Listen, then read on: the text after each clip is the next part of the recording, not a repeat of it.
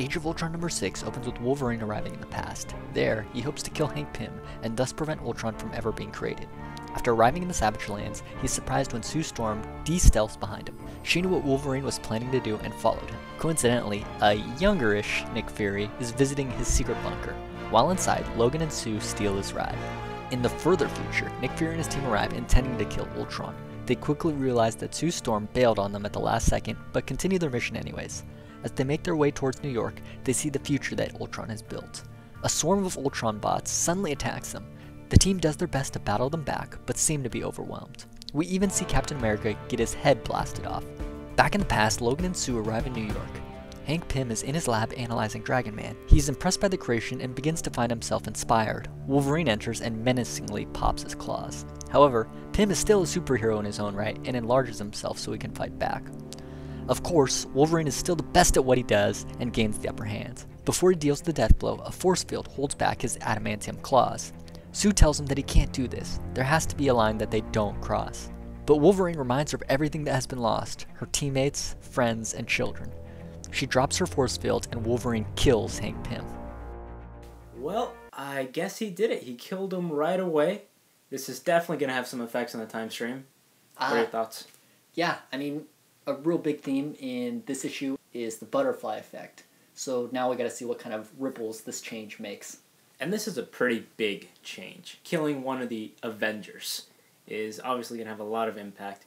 And you kind of get a glimpse of what might be changed in the promo cover for the next issue.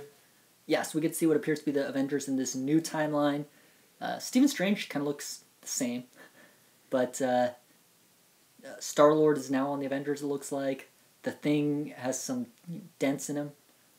I thought the most interesting thing was that Wolverine in this looks like Daken, so maybe it's Daken that's in the Avengers now instead of Wolverine.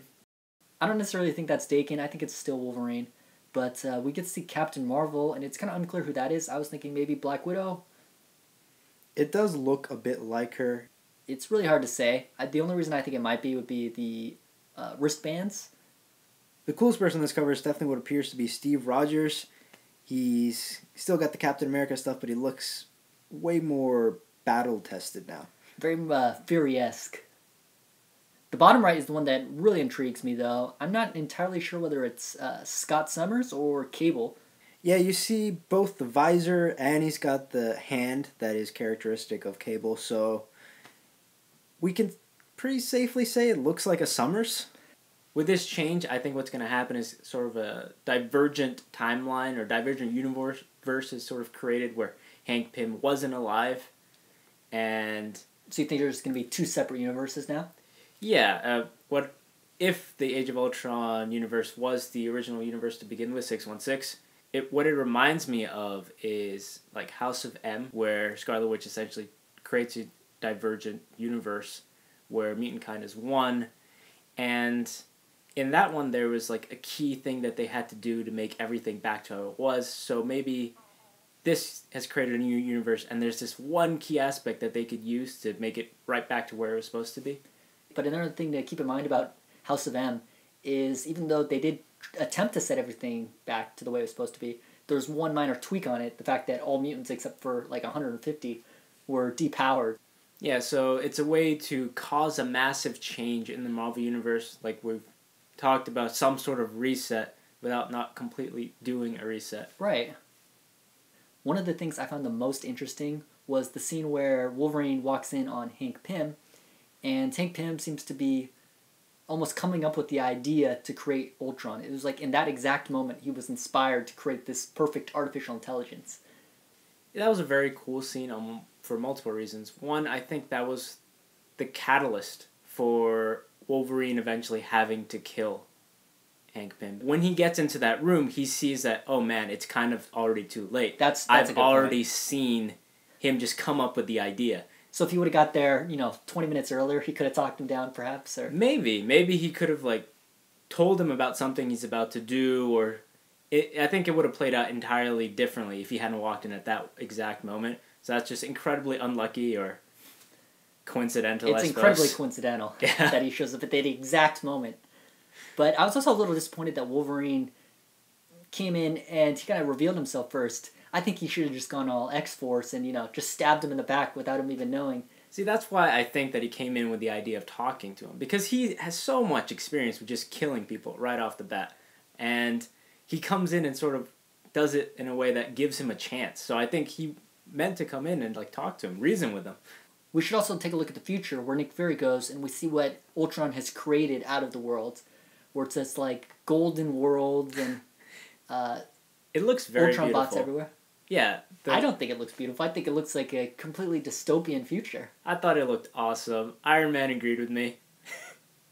And even when they get to the Savage Land, though, the place looks like a paradise. It's not destroyed in any way. It's not overrun by Ultron bots or anything. Nature is allowed to grow. It's not all technological. I did find it interesting that in the last issue, Wolverine assumed that Nick Fury's team would fail. And when they get to the eastern seaboard in this issue, they do immediately fail. We see Captain America's head just get blasted off, and they're just going down like flies. They really didn't do a dent to Ultron. It's a good thing that Wolverine did his plan, because this was a massive, massive failure. They go in with such high hopes. Nick Fury calls shots right off the bat, he's got this all mapped out. This person's gonna do recon. This person's gonna do that, and it amounts to absolutely nothing. We don't know if they're done yet there either, though. We basically only saw Captain America get killed, maybe a few other people, but Quicksilver could still be running around. He's gonna save the day. That's gonna be the unlikely hero. So as a grade for Age of Ultron Book 6, what would you give it? I'm gonna give this issue a 3.5 out of 5. It wasn't bad, but it wasn't as good as the last issue, and at least they killed Hank Pym, so that's something significant happening. I'd give this issue a 4 out of 5 because this is a pretty big thing happening. Hank Pym dying, I think it's going to really make the last few issues of Age of Ultron really exciting. So thanks for watching B3 Comics' review of Age of Ultron number 6. Before we go, we got a question for you guys. So this issue we saw Wolverine and Susan Storm sort of tinkering with time, leaves us wondering what other events could they really change in the Marvel Universe? Leave your answer below in the comments, and thanks for watching.